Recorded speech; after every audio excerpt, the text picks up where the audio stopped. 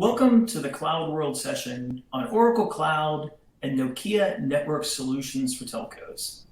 Hi, I'm Doug Mortensen, Senior Director of Product Development in Oracle Cloud Infrastructure.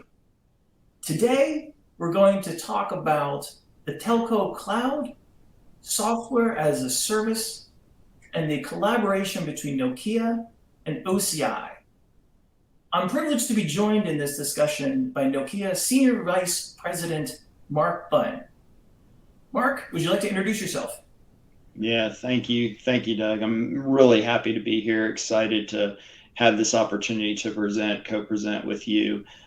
Yes, as you mentioned, I'm at Nokia and I oversee our SaaS business operations business. The responsibility I have is really to drive software as a service into our software division and into the industry as a whole, and I'm going to talk to you today about how we do that.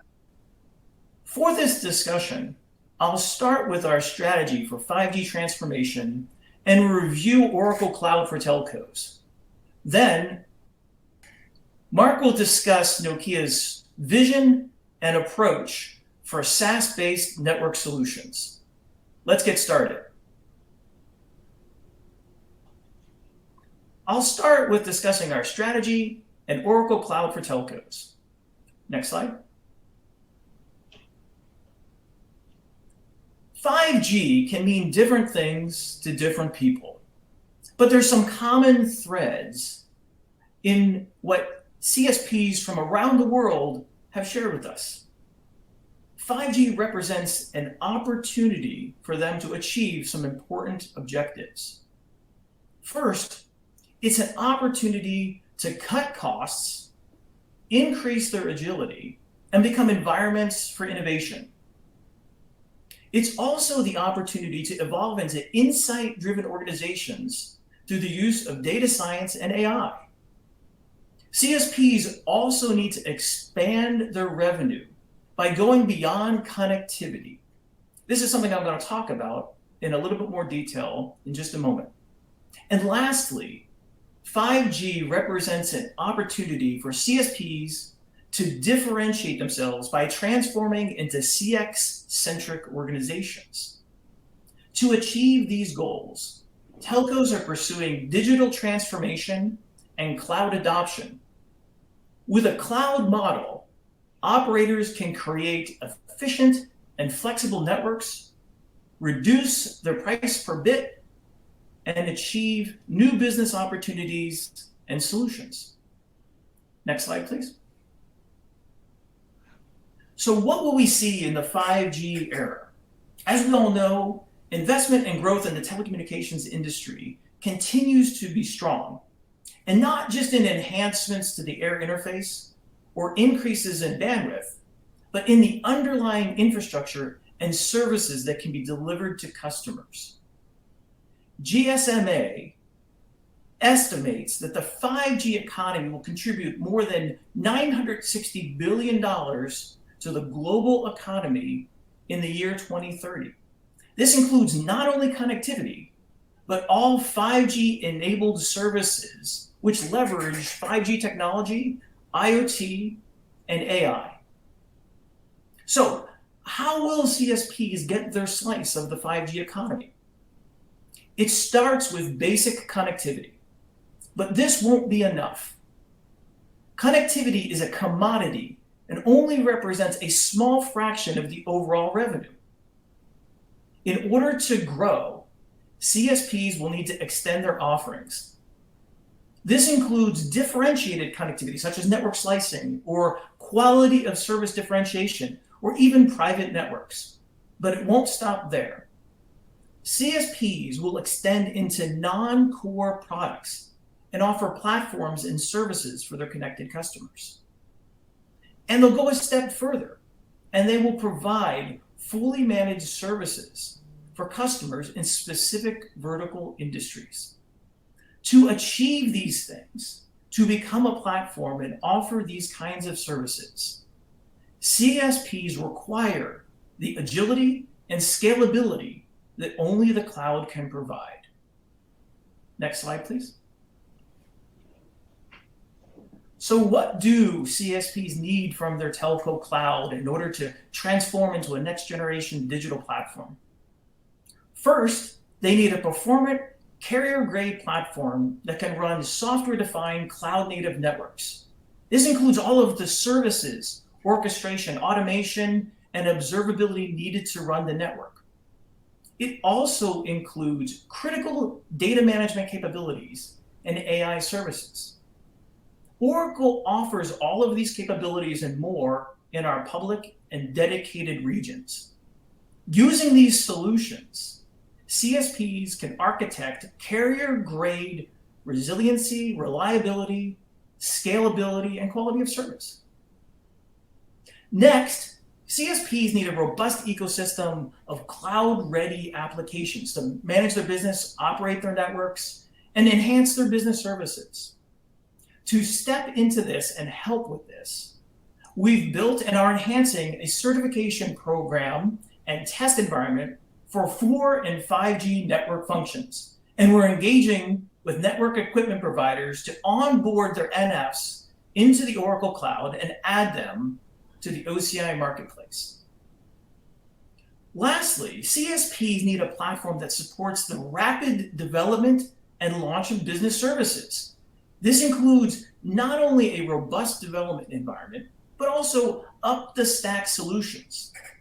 Today, Oracle provides expertise and market-leading solutions across 17 industry verticals, including supply chain and logistics, hospitality, and retail. Next slide.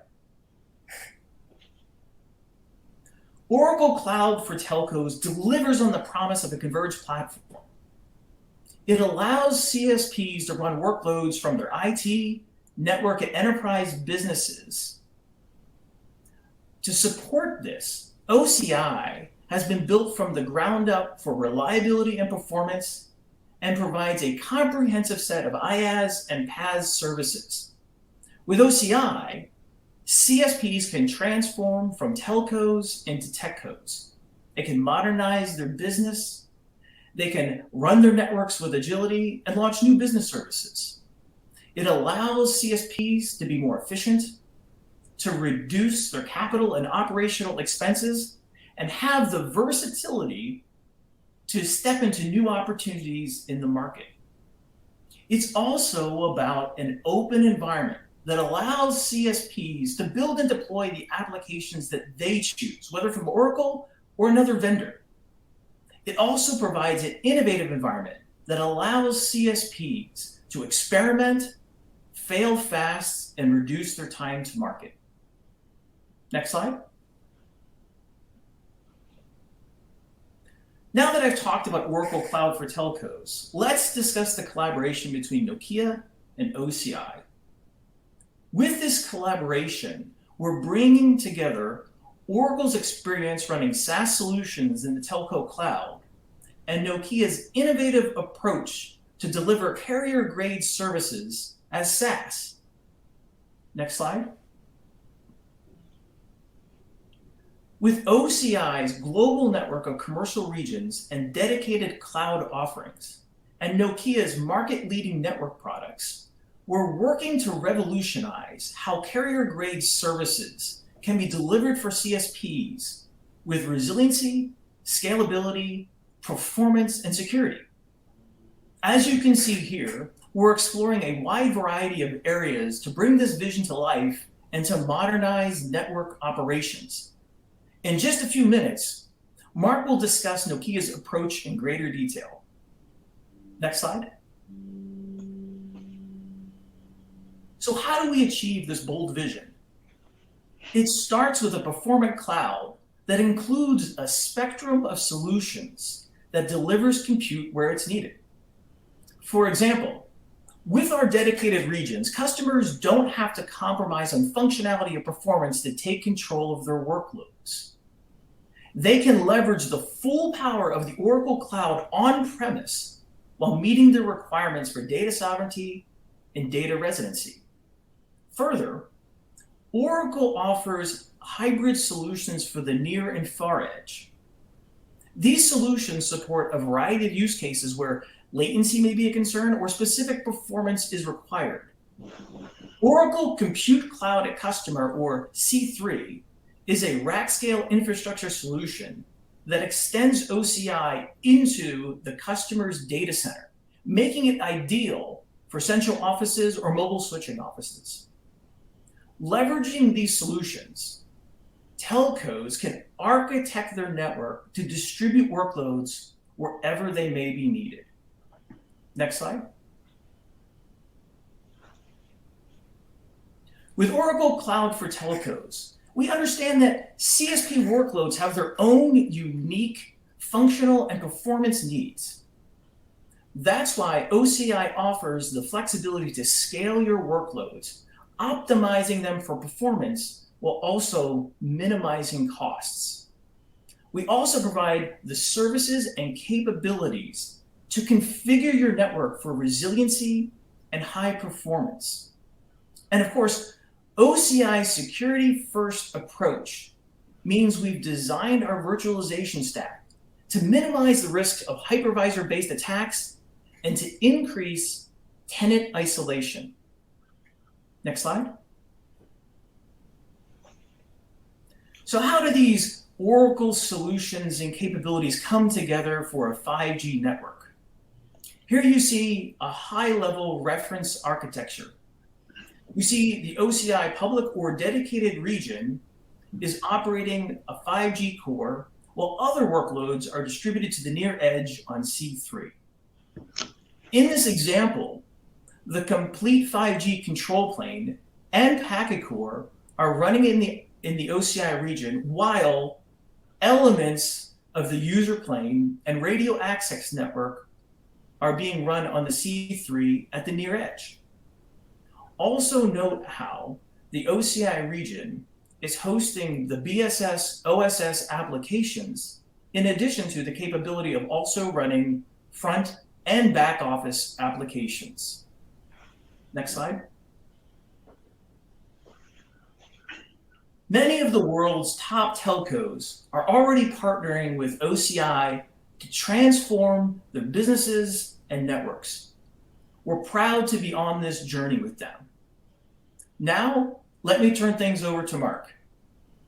Wow. Thank you, Doug. That is a brilliant explanation of the value that OCI is providing. And now I'm going to hopefully, for the audience, complement that by explaining what we're doing with OCI and how we're seeing the benefits of the OCI technology. But before we do, let me set a little bit of context, because you had mentioned in your update that we are undertaking an initiative to build innovative offerings in the telco space. I firmly agree with that statement, and I'd like to share that with the audience, what exactly we're doing. Before we do, though, I think it's worthwhile asking the question of what is it that we're trying to accomplish? I'm going to talk about a concept called telecom SaaS, but why are we talking about this concept of telecom SaaS anyway? If you look at what 5G is really all about, you'd mentioned it, Doug, that we need to, as an industry, move beyond connectivity, and I agree with that. But the foundation of 5G and anything that comes after 5G is about connectedness. Right? It's about connected people. It's about connected enterprises. It's about connected devices. It's about connected vehicles. It's about connecting everything. Now, connectedness is a means to an end. And there are certainly use cases that the industry has been exploring to move beyond connectivity and realize the value of this investment we're making in 5G technology. And there's a variety of use cases. I'm not going to speak to them specifically today. I just want to make an observation, raise awareness that these use cases, whichever ones they are, they're all delivered through connectivity, through our radio access networks, our mobile cores, and now there have been even some innovative solutions that have been implemented at the network edge, close to the point of consumption, in order to provide this additional value they're expecting to see from 5G. And so if there is any one particular killer use case. I would argue that it is the network itself, but it's the next generation network. It's the orchestrated network. It's the a programmable network, and most of all, it's the on-demand network. And so my assertion is that, look, as we see this industry evolving, and what we're trying to drive as an outcome from our investments in 5G, that SaaS is the acceleration engine to realize the full potential of 5G and what comes after 5G, 5G advanced, 6G, et cetera. And what we're seeing is that there's a growing interest for software as a service in this space, starting with simple use cases that are represented on the far left, your trials, labs as a service, some on-demand dev and test environments, all the way to the other end of the spectrum, which is metaverse experiences that we're experimenting with or have yet to be invented around augmented reality and immersive experiences, right? And so the point here is that we believe software as a service is going to be key to the evolution of the industry as we move forward. So I introduced a term on top of SaaS. I think, judging from your audience, they probably have experience with software as a service, maybe even a firm understanding of what it is by definition, but we add to it, right? So certainly SaaS, what we call telecom SaaS, is a service. It delivers a business outcome. Questions about what cloud you're running on aren't as important as, from the consumer's experience, what are the business outcomes? Are you helping me as a service deliverer to achieve my KPIs? Typically bought as a subscription, but there are a wide variety of subscriptions based on cloud native software, delivered with fully digitalized business experience. And in our industry, I think we could at least acknowledge that procurement has been a challenge. We need to expedite the pace at which we procure and instantiate software. The services life cycle is fully automated, as you'd expect, and that's a complement to the same experience that you would get with a cloud a hyperscale platform like OCI. The software that we're providing as a specialized service is managed by Nokia on behalf of the consumer. And where we add to the definition is that we've designed our services for carrier grade workload delivery. We take into account much higher levels much higher service levels, the need for high resiliency, high availability, security, all of those characteristics that we typically associate with a telco service are factored in and modeled into our telecom SaaS services. So one question I get often is, well, why SaaS now, right? Why is it that we're talking about it now? And I need to answer that question really from two different perspectives. But first, let me just explain that I believe the stage is set for this kind of transformation in our industry. We've already adopted cloud, and those clouds are getting better. As you heard Doug talk about, the various kinds of edge solutions that are available today in OCI.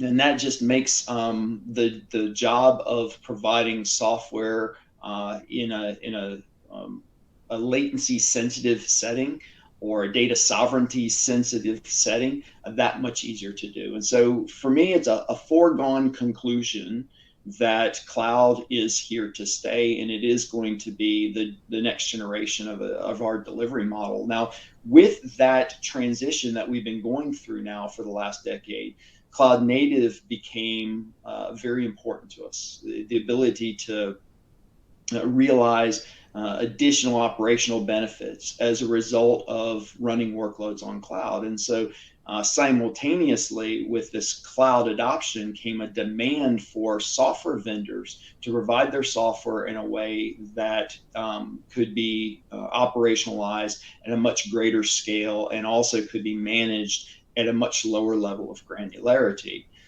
But the reality was that the technologies that were introduced with respect to the cloud native capabilities, they didn't make our lives necessarily easier. They're complicated, and they take specialized skills, and those skills tend to be expensive. And so what we have been seeing as a trend is that the consumers of software in our industry have been asking the vendors to actually manage it on their behalf. And so we're seeing this move towards as a service models becoming mainstream.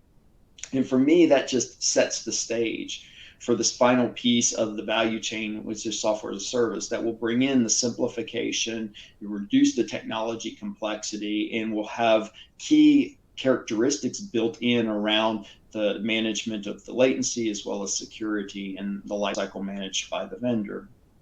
Now, another lens to look at this through is how the adoption will occur. And what we've already seen in our industry is IT workloads, without a question. They've been moving to the cloud for some time. Even the demand for SaaS has grown quite rapidly in our industry, and that whole customer experience layer today, pretty much it's a requirement for our customers to sell, for us to sell that as SaaS and for them to consume it as SaaS. Now, there are other areas where we are focusing on SaaS as well, and I've highlighted a few here. Some, I think, the industry is ripe for accepting or even preferring as SaaS. And I would characterize these workloads as tangential to the network in the areas of security, in the areas of analytics and AI, in the areas of network management. We've been building software packages that our customers are asking us to deliver as software as a service. But there are other types of workloads that are common to our industry. I call them systems of record, as well as the core itself, the network functions. And what we're seeing, much to my surprise, is a rapidly growing interest and demand for these types of workloads to be offered as SaaS. Even the network, the core network itself, there's a growing demand to offer that as SaaS for workloads that maybe you could anticipate, say an MVNO or a flanker brand startup one of the larger operators. But for a variety of reasons, all of these kinds of workloads, we're starting to see a growing demand for these as SaaS. And my expectation is that by the end of the decade, there will be a strong preference, if not an outright requirement, for all of these types of workloads to be offered as SaaS. So Nokia is trying to adapt very quickly to this trend. We're also attempting to take a leadership position in driving our portfolio to SaaS, and this is how we're doing it. Right? This is think of this as a high-level roadmap for how we see, based on today's to the lens we look through today, how we see the industry evolving to SaaS. And we're starting out by essentially establishing our SaaS credibility with some initial SaaS services that are similar in nature to the ones I shared with you before. They are tangential. They're tangential network augmentation of the network. Ones that the operators right now are not only accepting as SaaS, but in some cases preferring as SaaS. We're also starting small in order to give the customers the ability to adopt this new business and technical model and establish their own credibility as well as their confidence in it. But that's not where we're going to stay. We're moving very quickly to adapt to the demand that we're seeing for network as a service, and offering not only the network itself as a SaaS model, but also all of the complementary capabilities and network services that enable it to be orchestrated, enable it to be secure, enable the network to be programmable. We're moving very quickly in that direction and bringing those SaaS services, those types of SaaS services, online here in short order. Where we believe the industry is going to move very naturally is to even more so than today, a greater and expanded ecosystem environment.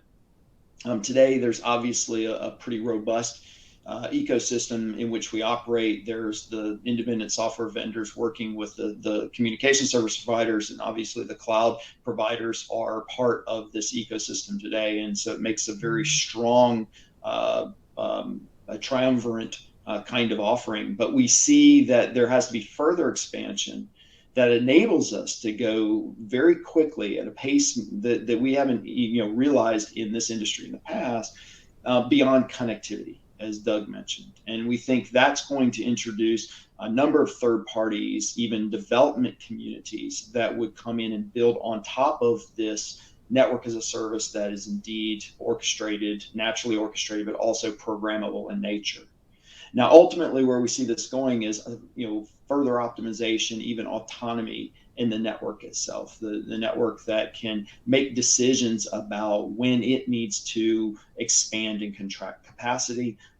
That I think is going to be a demand that we're going to see start to take hold as we realize some of these more complex services as we consume them as they come online. All right, so specifically, how is Nokia coming to market? Well, as I mentioned, we're starting with a set of capabilities, a set of services that sit tangential to the network, that augment the network in a variety of different areas. But these areas are akin to what I had expressed on a prior slide. They're in the areas of network management, they're in the areas of analytics, they're in the areas of cybersecurity, even in some cases monetization, right? And I have a list here of the types of services that we're bringing online. Now, they may appear to be somewhat disjointed and eclectic, but they're not. They do belong to certain families, and they can each be mapped to one of these families. But what we're also doing simultaneously to bringing new services online is we're building out suites of capabilities that would enable customers to consume packages that are bundled to work together if they so choose. And so in the future, from Nokia, if you're a consumer of our SaaS service, you would have some options to use an entire suite or use parts of suites in order to accomplish your business objectives. And then finally, where we see the industry transforming to, we even see some shades of this now, is to comprehensive, somewhat complicated solution sets. Think of these as end-to-end business capabilities to address very specific needs, like the need for a neutral host that would bring in several different kinds of applications along with the networking capability together in order to provide that business value to the consumer.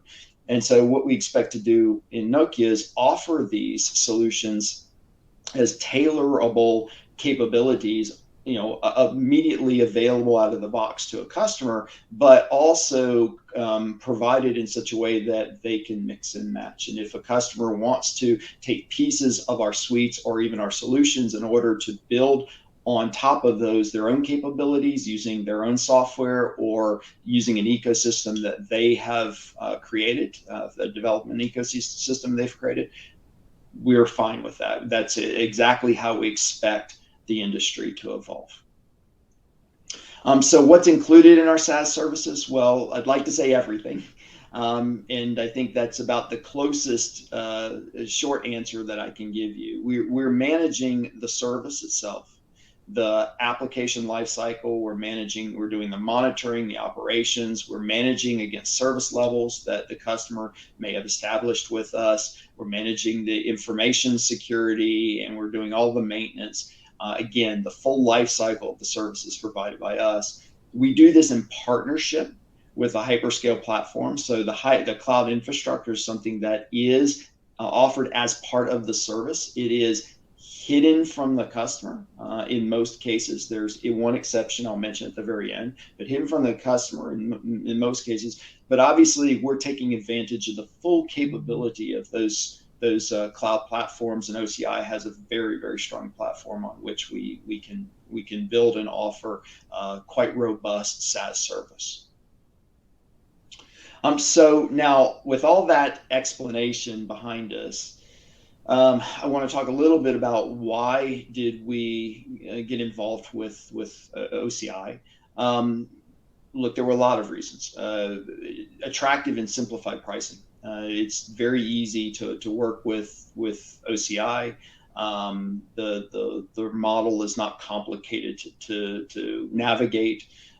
They are expanding quite rapidly into various regions. They've already established, quite a global presence in the relatively short time that they've been in business compared to other hyperscale platforms. I do believe they have differentiating technology, and Doug had talked extensively about that earlier on.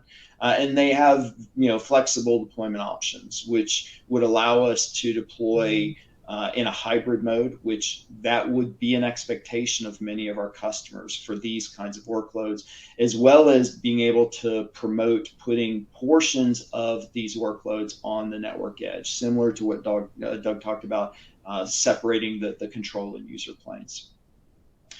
We did work together very closely in a collaborative effort, and I'll say that that was a really pleasant surprise, just what the Oracle was willing to do and how they were willing to step up and engage on a regular basis in, giving us development resources, working with us to do the kind of work that we needed to have accomplished. All of our SaaS services are delivered on a common framework. Again, it's opaque to the end consumer because this is SaaS, right? You shouldn't have to worry about this technology that's delivering these services. But we have to have this framework for obvious reasons, scalability, to create economies of scale. What we needed as a prerequisite is essentially a capability to run on OCI technology. We had to have the ability to automate the deployment architecture, et cetera. And so what Oracle agreed to do is come in and do that on our behalf. They came in, worked side by side with my engineers to implement a number of Oracle technologies and reference points to their architecture, and implement that into our Nokia SaaS delivery framework. So now I have the ability to run my workloads on Oracle OCI and manage them at scale on this framework. And so the business outcome was pretty simple. The ability to rapidly deploy and to continuously manage our Nokia SaaS services on the Oracle Cloud infrastructure, which in turn creates options for service availability, economies of scale for our SaaS business. And those are the outcomes that we're looking for. I frequently talk about two key factors of SaaS and why SaaS is so important for our customers. One would be TCO. Obviously, customers need to continually drive down their total cost of ownership, and using OCI as our backbone, we believe that we can offer those economies and pass those economies on to customers. The other is time to value, right? So the speed at which we're able to deliver a SaaS service from the point of ordering to the point of a customer being able to start a project, that needs to be cut down to something on the order of days or hours, as opposed to what's typical in our industry, weeks and months. So just in summary of our Nokia SaaS capability, is designed for hyperscalability. And again, it's built on the frame of the hyperscale platforms, including OCI. But we also have our own secret sauce in the SaaS delivery framework that helps with that scalability. SaaS is important for sharing the risk in our industry historically. Customers have paid upfront amounts before they even start a project. With SaaS, there is an expectation that we have that the customers have been conveying to us, that they pay as they go, or we share the responsibility as well as the risk of project outcomes. Standardized delivery and shared knowledge, digitalized experience through our business platform. I haven't talked a lot about that, but that is investment we're making in order to smooth the procurement process over time for our SaaS business. SaaS suites and extensibility, talked a little bit about that. The SaaS delivery framework for automation and scale, the telecom focus in our SaaS environment with increased parameters and characteristics and capabilities for reliability and security. And then the one other thing I didn't talk about, but I'll mention here, is the ability to bring your own cloud SaaS. So if you had an OCI account and you wanted to run our SaaS services, but you wanted to use your account, your corporate account, we have a way to do that. It's atypical in SaaS, but it is an option that we offer our customers if it benefits them. So in the end, what we're looking for is faster time to deploy, better agility, better TCO for our customers, and that will be achieved through the economies of scale that we gain through SaaS and running SaaS on OCI. Okay. And with that, I'll conclude my part of the talk. Doug, back to you. Fantastic. Thank you, Mark. A very compelling and exciting discussion, and I'm looking forward to continued collaboration with your team on this. And thank you to our audience for joining us for this discussion around Oracle Cloud for Telcos and Nokia's approach to SaaS solutions. And we encourage you to check out other telecommunications related sessions that are available, as you can find below on this slide. Thank you again for joining us.